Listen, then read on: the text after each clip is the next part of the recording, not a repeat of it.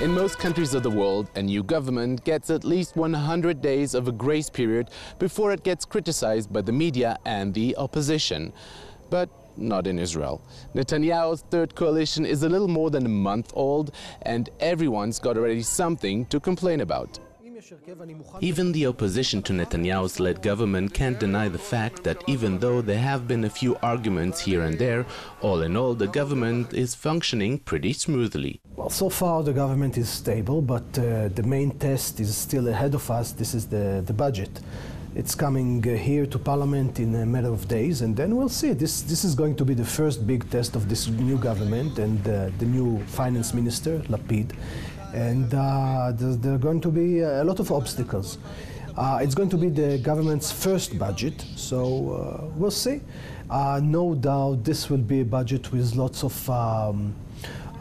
new taxes, lots of cuts on all social welfare ministries. So it's going to be hard. I think this is a bad budget and this is a bad government.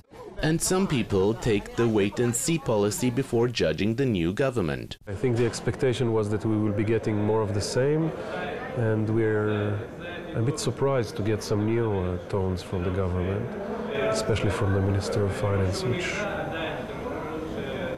turned out not to be the regular, usual type of politician. He might eventually turn to be what we know already, but from a beginner's point of view, he has made some interesting moves. It remains to be seen whether this government will lead some crucial reforms as it promises to do.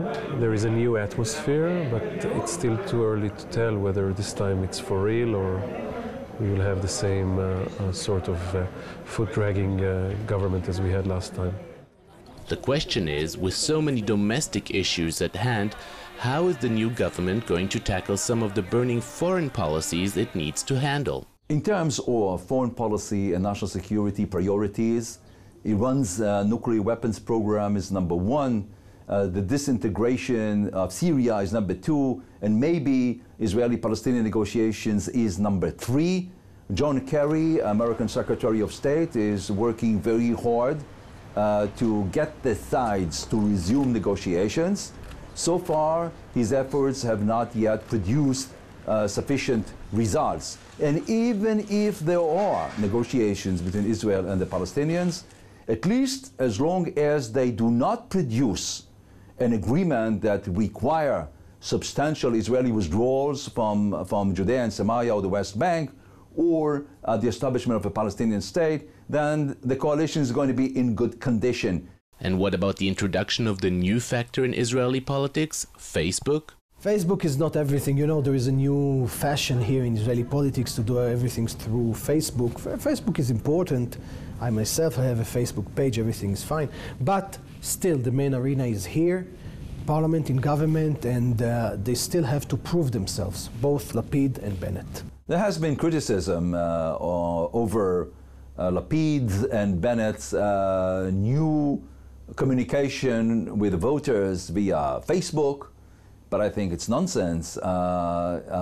Ministers have to communicate to the public. I think one of the main shortcomings of previous ministers is that they are not communicating enough with the public, and therefore they don't know what the public wants, what the public prefers, how the public reacts to a particular policy or program.